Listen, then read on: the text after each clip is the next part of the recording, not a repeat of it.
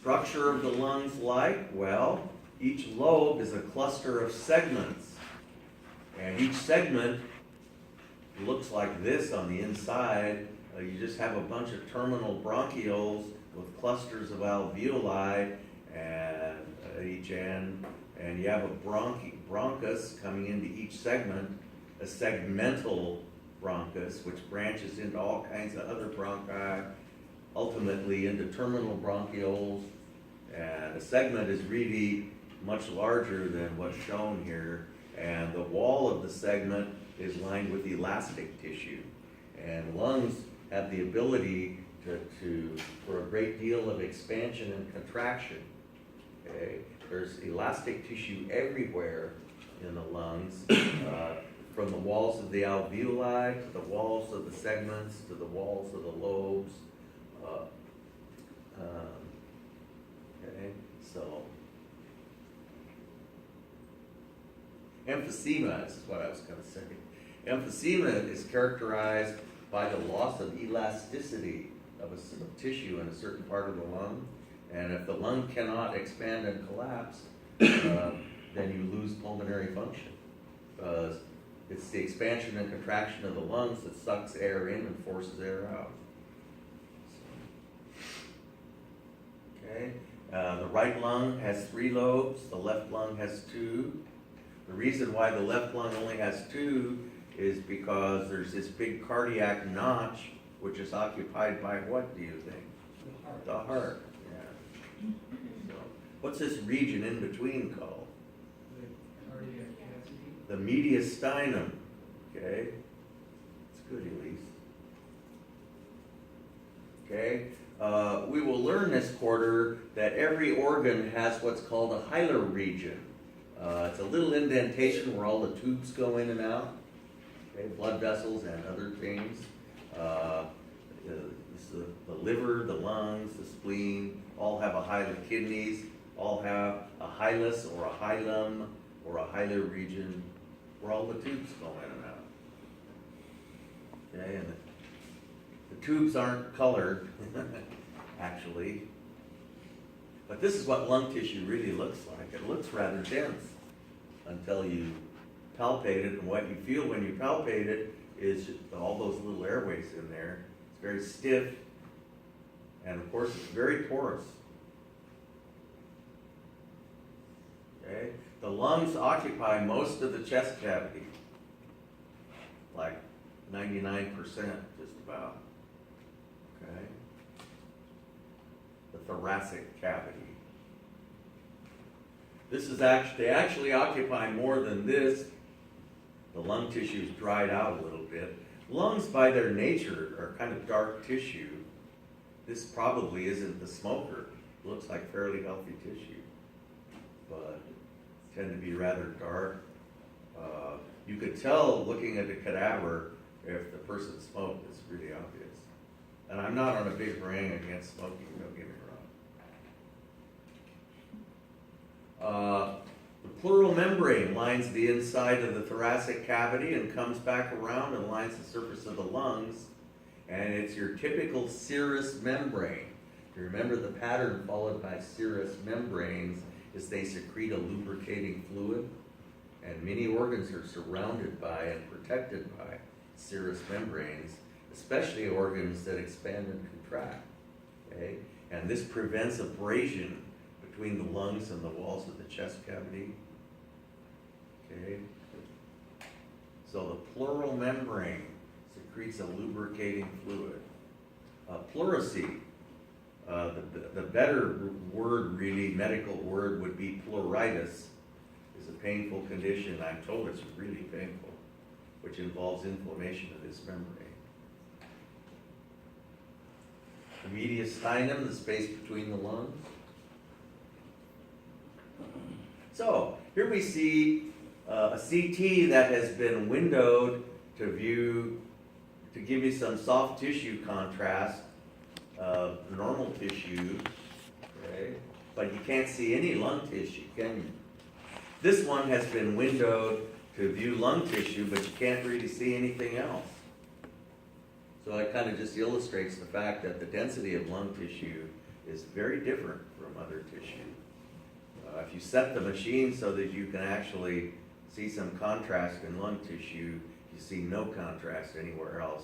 What we're looking at here is a place called the carina, which is the bifurcation of the trachea. Okay? It's right where it bifurcates into two main stem bronchi. Okay? There's an MRI showing the trachea right there. And lung tissue. The carina, good picture of the carina. Right there at the bifurcation. Okay, just a mid-sagittal view, and I really can't see anything astounding to point out to you. Okay, we will learn in lab about the costophrenic angle, okay, and the cardiophrenic angle. Costo means ribs, so the costophrenic angle is really quite dramatic. The diaphragm really is a pair of domes. It's like you cut a basketball in half and opened it up, okay? And it's not uncommon to see the word hemidiaphragm used. Each side is called a hemidiaphragm, which means one half, okay? And its dome-shaped structure gives rise to these gutters that go all the way around. This would be the costophrenic angle. Water tends to accumulate in there, and you may have wondered why your physician, whenever they do the stethoscope thing and tell you to breathe real deeply, always holds it way down low, because they're trying to see if they can hear water gurgling down there in what's called the posterior gutter, which is sort of the back end of the costophrenic angle. Phrenic means diaphragm. Okay, so posterior gutters are back here, and it's the first place to fill up with fluid. Really, we see aorta coming down through here. Okay, a big, huge lung cancer. And this one involves the heart as well. This is a new picture I stuck in. I like it because it shows the carina. The carina is right at the level of the arch of the aorta. Notice they slice right through the aortic arch. Right there, right through the top of the arch. And there's the carina. And you get a nice view of lung tissue. You see that the lungs just about completely fill up the thoracic cavity. There's practically zero space, and you don't want any space in there. If you have if you do get an air space in between the lung and the wall of the chest cavity, you have a condition called pneumothorax, which is not uncommon, and you lose pulmonary function because the lungs can't, if you have a bunch of air in there, the lungs can't expand so much. So you lose pulmonary function. Right up at the apex, right at the very top of the lungs, anyone guess what this is? Head of the humerus? Head of the humerus, very good. Okay? And even up that far, we have a little bit of lung tissue. We're above the first rib, and so the lungs go way up there. And here we are way down below, and we see the lungs filling up the chest cavity, a lot of heart. But the reason I look at this is we're just cutting into the top of the liver, okay, on the right side. What structure lies in between the lungs and the liver? Down the wall? Diaphragm, one of the important muscles of breathing. And the diaphragm is a very thin muscle. You can see it. You're slicing through a little bit of the hemidiaphragm right there, of the right hemidiaphragm. Just the very top of it. You're just seeing a little bit of the top of the liver on this side. And I wanted to illustrate as hard to get a picture that shows very much of the diaphragm. Okay, and you can see the dome shape of each hemidiaphragm there. Okay, so let's talk a little bit about how we breathe. Do the lungs expand and contract by themselves? They have no muscle. So they just hang there. They're totally passive. I mean, they're capable of expanding and contracting, but there's no muscle in them whatsoever. Where are the muscles? The walls of the chest cavity. We've talked about the diaphragm.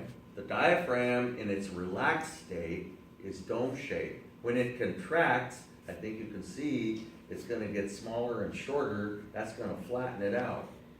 And that's going to increase the volume of the chest cavity, isn't it? Okay? And you can see the dramatic difference between breathing in and breathing out. Look at the difference in the diaphragm. Okay? Also, we have the intercostal muscles. And the intercostal muscles actually consist of two layers. A superficial layer, the intercostal muscles are between the ribs. Okay? So between every set of ribs is an intercostal muscle, and they have an important function. The outer layer, called the external intercostals, the grain runs a different direction than the deep layer, which has a grain that runs the opposite direction. When the external intercostals contract, they lift the rib cage. The ribs are pointing down, so if you lift them, it's going to make the thoracic cavity larger. Okay? And so when the ribs lift and the diaphragm flattens, that has a profound effect on the volume of the chest cavity. It makes it much larger. It creates a partial vacuum in there, and that's why you want your chest cavity to be airtight. Things like bullet holes and knife wounds really compromise your pulmonary function and lead to a condition called collapsed lung, because if you got a hole in your chest cavity and it expands, air just whistles in through the hole and you don't get a partial vacuum. Okay? Under normal conditions, when the chest cavity expands, it creates a partial vacuum, and the lungs expand to fill that partial vacuum. That's what makes them expand. Okay? And then of course, when the muscles relax, that pushes the lungs back into their smaller configuration. And so we'll have a look at all this.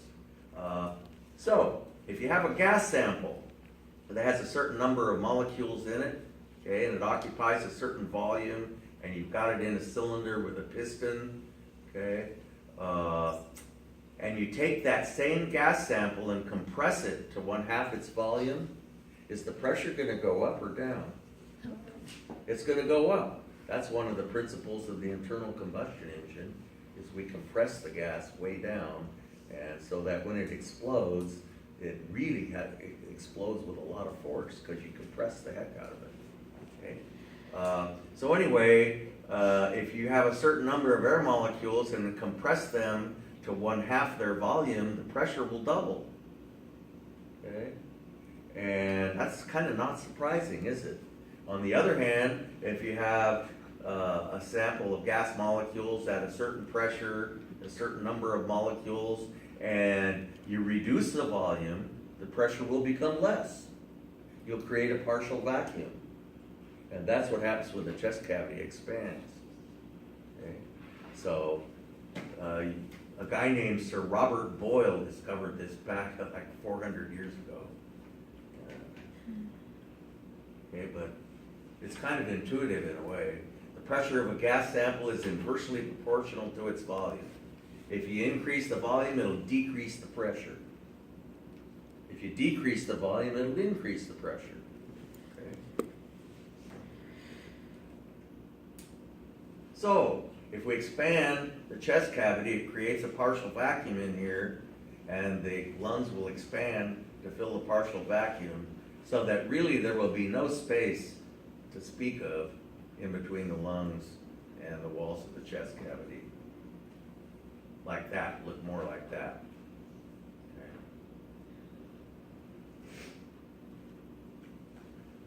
So the lungs fill most of the thoracic cavity. So to talk about the physics, although we've kind of intuited it, like, you create a partial vacuum and the lungs expand to fill that partial vacuum. Just imagine what will happen if you got a paper bag and you pull the sides of it out to make it bigger, air will get sucked in there, right? Okay, so, but of course physiologists always have to explain things in this really formal, tedious, hard to understand way, but that really covers all their bases. And so that's what we'll go through here. So you can, visualize the one that you choose to visualize. We have two cavities that are players in this. One is the chest cavity. This one, however, is an imaginary cavity. It's an imaginary cavity that is the sum of the volumes of all 300 million alveoli. Okay? So if you add up the volumes of all 300 million alveoli, then that comprises this intraalveolar cavity. Okay? And so that's one cavity. And so it's all those little spaces in there added up. When the lungs expand, the intrapulmonic pressure decreases, because when the lungs expand, their volume gets bigger, and if the volume gets bigger, the pressure gets less, according to Boyle's law. If the pressure in the lungs becomes less, it becomes less than the air in the room. When you're not breathing, the air inside the lungs is the same as the pressure in the room, isn't it? The pressure inside the lungs is the same as the pressure in the room. So no fluid, no air is flowing. Okay? Air always flows from a region of high pressure to a region of low pressure. That's true of any fluid. A fluid is anything that flows. Okay? So if you squeeze on one end of it, it'll flow somewhere else, like in a syringe. And so when the lungs expand, it sucks air in. That's the intuitive way of thinking about it. Or if you like the physics explanation, when the lungs expand, the volume's increasing. If you increase the volume, the pressure becomes less. It is thus less than the pressure in the room, and so air flows from the room into the lungs. Okay? Because air always flows from a place of higher pressure to a place of lower pressure. So that's the logical, scientific way of explaining it. And you'll get the same conclusion either way you think about it. So when the chest cavity expands, the lungs expand to fill the partial vacuum. So that's what caused the lungs to expand. It all starts with the chest cavity. Okay? When the lungs expand, the intrapulmonic pressure decreases, becoming less than that of the room. Fluids always flow from a place of high pressure to a place of low pressure, and air is a fluid. Fluid is anything that flows. Liquids and gases are fluids. That's how a syringe works. Pneumothorax is when you get air in the chest cavity in between the lung and somehow you get some air in there. Car accidents have been known to cause that, even if you don't have a hole in your chest cavity for some strange reason. Luckily, if you get air in one side, it doesn't seem to bother the other side. Even if you have a bullet hole, it doesn't. You'll get a collapsed lung on one side, but the other one will seem to work okay, as long as you don't have one on each side, or it doesn't go through both sides. So, okay. Pneumothorax can be solved by just sticking a big needle in there, and they follow it with fluoroscopy, and so they get the needle right in the middle of the air and suck it out. A collapsed lung is not really collapsed, it just never expanded. Okay? And so if you have a hole in your chest cavity, primary cause of a collapsed lung, which just, it never expanded because the chest cavity gets bigger, but air comes in and you don't get your partial vacuum. The lungs just hang there, they're not, the walls of the lungs are not sucked against the walls of the chest cavity by that partial vacuum. So, they just hang there. They're just, hopefully just one of them. Okay, so, we are going to learn the muscles of ventilation. Breathing in is called inspiration, breathing out is called expiration. Okay, so anything that lifts the ribs is going to cause you to breathe in. Okay, because lifting the ribs increases the volume of the chest cavity, which creates that partial vacuum and decreases the pressure inside the lungs. Okay, of course, flattening the diaphragm also has the same effect, doesn't it? And so the muscles of inspiration are the diaphragm, which is outlined here, and the external intercostals, that outer layer of muscles. To a lesser extent, we have the sternocleidomastoids and the scalene muscles in your neck, which we never talked about, which attach to the first rib. Okay? And so when you're really inhaling intensely, though we even involve those, but all of us sitting here, I would hope, are engaged in what is called resting tidal breathing. It's kind of just a reflexive activity where we're not even thinking about it. The moment you start thinking about it, it's not a reflex anymore. You know, you can force it to happen too, but then it's not the same. So it's not, it's not a real intense activity. You're just, your diaphragm is flattening quietly, and your external intercostals are lifting your ribs a little bit, and we exchange enough air to keep our blood oxygenated to the extent it needs to be. We're all just sitting here. We're at rest, basically. The only thing that's using much oxygen is your brain. Okay, and so we're using the external intercostals and the diaphragm. When you breathe out, the internal intercostals pull the ribs down because their grain runs in the opposite direction. So when they contract independently of the external intercostals, pulls your ribs down, and also the abdominals. If you contract your abdominal muscles, it pushes your organs in and they push up against the diaphragm. And both of those activities, pulling the ribs down and pushing up on the diaphragm, make your chest cavity smaller. And that forces air out. Okay? And so those are the muscles of expiration, the primary muscles of expiration. Okay?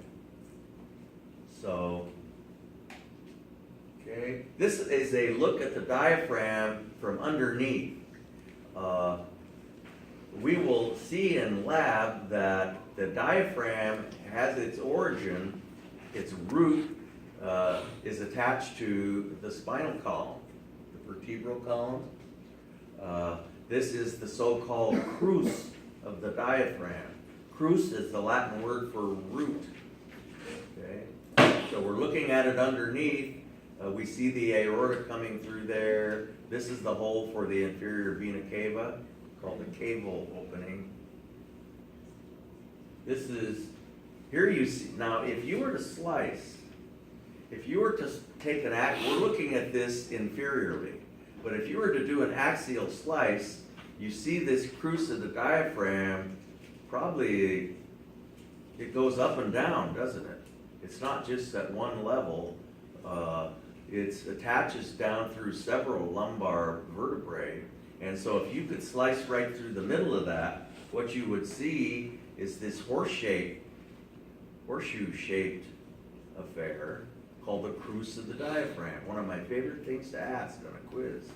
And right here we see, are we looking at abdominal aorta or thoracic aorta? Well, if we can see the crus of the diaphragm, that means the aorta's already come through it into the abdominal cavity. So this, right here, we're in the abdominal cavity, okay? And this part of the aorta is in the abdominal cavity. So, that's abdominal aorta. This is a superior view, seeing the two hemidiaphragms there of the diaphragm. So, if you really wanted to get scientific about it, you could consider the chest cavity to be a cylinder, and the formula for the volume of a cylinder is that, where this is the radius and this is the length. So if you contract your diaphragm, it makes the length shorter, and if you, it makes the length longer, right? Flattens out. Okay. So you make the length longer, and if you lift the ribs, you make the radius larger, don't you? Because it has a larger radius. So you're making both of these values larger. It's not surprising that those two activities give you a bigger volume. That's if you really want to get serious about this whole thing, which we don't really have to. Okay. So anyway, ribs lifted, diaphragm flattens, interthoracic cavity becomes larger. The pressure in the chest cavity decreases. As a result, you create this partial vacuum. The lungs expand to fill the partial vacuum. The pressure inside the lungs decreases. And since the pressure inside the lungs is then less than the pressure in the room, air flows from the room into the lungs. And that's about as tedious as you can get. So if the ribs lift and the diaphragm flattens, the chest cavity becomes larger. With expiration, the ribs fall or are pulled down. Diaphragm rises, interthoracic pressure increases, lungs are forced to contract, the pressure in the lung increases, the pressure in the lungs is now higher than the pressure in the room, and air flows from the lungs into the room, because a fluid always flows from a place of high pressure to a place of low pressure. Or you could just think, you squish your lungs smaller, it's just going to force air out, isn't it? Okay. So either way you want to look at it. So when we breathe, it's the same pressure as the room, right? When we breathe out, the pressure in the lungs is greater than the pressure in the rooms. That's what makes the air want to flow out, because air always goes from a place of higher pressure to a place of lower pressure. When we breathe in, the pressure in the lungs becomes less than the pressure in the room, so air flows from the room into the lungs. Because air always flows from a place of higher pressure to a place of lower pressure. Okay, so just not breathing is the same. If you are in between breaths, when your lungs aren't moving, no air is moving. And the pressure in the lungs is equal to the pressure in the room. Okay, so the intercostal muscles lift the ribs. Okay, that enlarges the chest cavity. So, let's talk about the different kinds of breathing. We essentially have 4 different kinds of breathing. We have passive inspiration, which is what we're doing now. It's a rather quiet activity. You exchange typically about a half a liter of air when you breathe in and breathe out. You're not even thinking about it, except now you are. Okay, and so you just ruined everything by starting to think about it. But anyway, so the muscles of passive inspiration are the external intercostals and the diaphragm. That's what you're using. And before we started talking about it, you weren't even thinking about it. Okay. What are the muscles of passive expiration? Trick question. There aren't any. Because all you do is relax the muscles of passive inspiration, and the connective tissue pulls everything back to where it was. So there are no muscles. Do you think I have that in my quiz bank? Oh yeah. What was the question again? Which of the following are the muscles of passive expiration? I give you a list of muscles, and then I have none of these, and you pick none of these.